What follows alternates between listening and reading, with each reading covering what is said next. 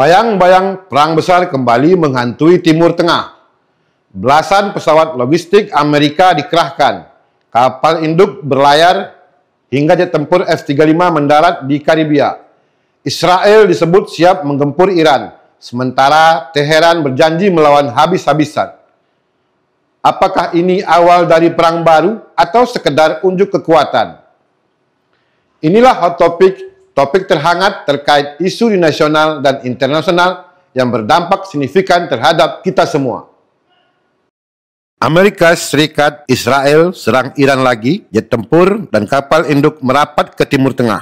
Bayang-bayang perang lanjutan Israel dan Iran kembali muncul seiring pengerahan selusin pesawat logistik KC-135R Strato tanker ke Timur Tengah. Belasan pesawat pengisian bahan bakar udara itu lepas landas dari pangkalan mereka di Amerika pada Minggu malam, transit di pangkalan militer Mildenhall, Inggris, sebelum menuju ke pangkalan Al Udeid di Doha, Qatar. Jet tempur tambahan Pentagon juga dikerahkan ke kawasan bersamaan dengan pelayaran kapal induk USS Gerald Ford di Laut Tengah. Pergerakan ini terbilang tidak lazim dan menandai kemungkinan baru meletusnya konflik besar akibat buntunya negosiasi program nuklir antara Iran dan Amerika.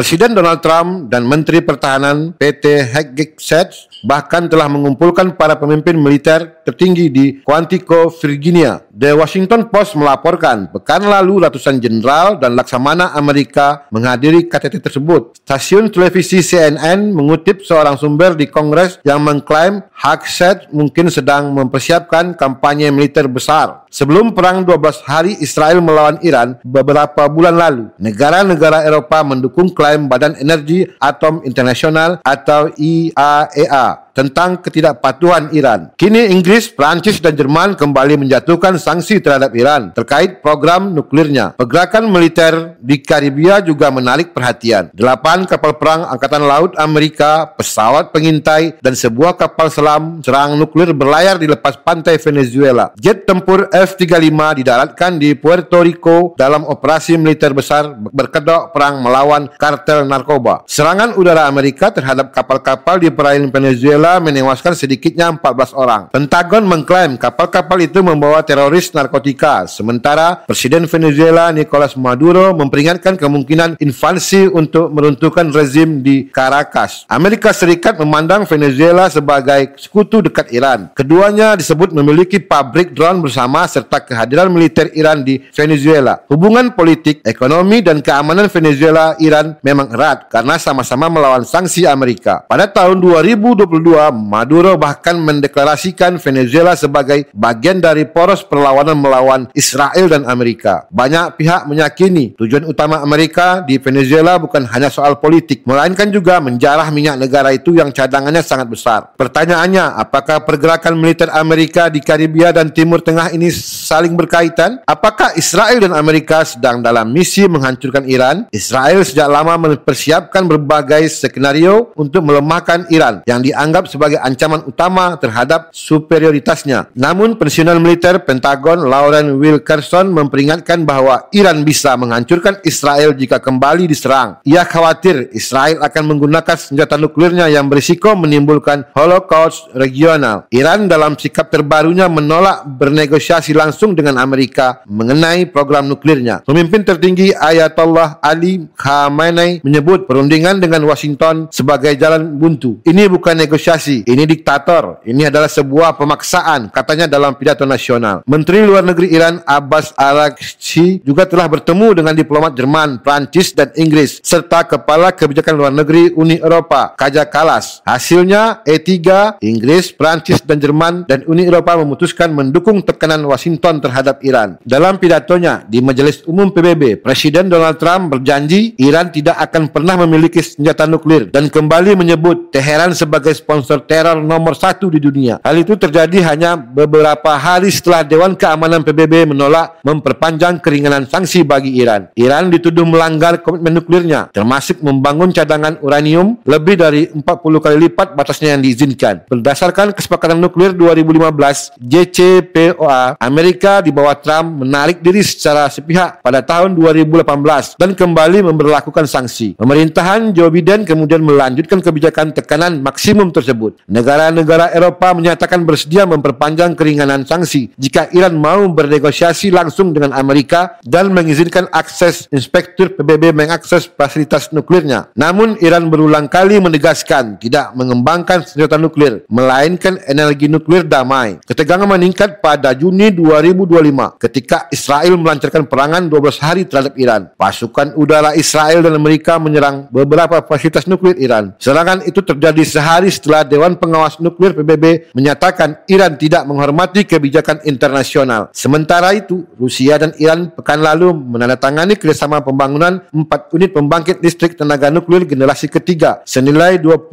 miliar di Iran Selatan. Mega proyek ini akan dibangun di lahan seluas 500 hektar di distrik Khuzestan, Provinsi Hormozgan dengan kapasitas 5.020 megawatt. Kuatnya relasi Moskow-Teheran menjadi salah satu alasan Amerika dan Israel ingin melemahkan kemampuan militer Iran. Iran kini menjadi satu-satunya kekuatan di Timur Tengah yang menantang hegemoni Israel. Dunia Arab justru cenderung berdiam diri atau bahkan bersekutu dengan Israel demi mempertahankan kekuasaan. Baru-baru ini, jet Israel menggempur Doha untuk menarget markas Hamas. Tak ada respon berarti dari dunia Arab maupun Islam, kecuali kutukan retoris. Padahal perang 12 hari beberapa bulan lalu sudah menunjukkan kapabilitas Iran dengan rudal balistik hipersonik dan drone kamikaze yang menimbulkan kerusakan besar bagi Israel. Iran sempat membuat Israel kewalahan hingga Presiden Trump mengintervensi dengan mengirim pembom strategis B-2 Spirit. Serangan rudal Iran bahkan nyaris menghabiskan stok sistem pertahanan udara Israel, termasuk Iron Dome. Meski poros perlawanan di kawasan melemah setelah Suriah jatuh, Hezbollah terpukul dan Gaza hancur, Iran masih mendapat dukungan dari kelompok Houthi di Yaman. Kelompok itu belakangan menembaki Israel dengan rudal balistik dan drone, bahkan menyerang kapal berbendera Belanda di Teluk Aden. Inilah perkembangan terbaru di Timur Tengah yang menunjukkan betapa rapuhnya stabilitas kekuasaan. Jika serangan gabung Israel dan Amerika terhadap Iran benar-benar terjadi, sekali lagi dunia akan membuktikan betapa perdamaian masih jauh dari harapan. Tatanan global tetap dikuasai kekuatan hegemonik, sementara upaya menuju dunia multipolar terhalang oleh negara-negara yang enggan kehilangan superioritasnya. Rencana Iran membeli jet tempur J-10 dari China serta modernisasi jet tempur buatan Rusia juga membuat Israel semakin cemas. Pada akhirnya mereka mungkin hanya membutuhkan satu alasan sederhana untuk melancarkan serangan besar terhadap Iran, sekaligus berusaha meruntuhkan rezim Ayatollah Khamenei yang telah memimpin Republik Islam Iran sejak Revolusi 1979.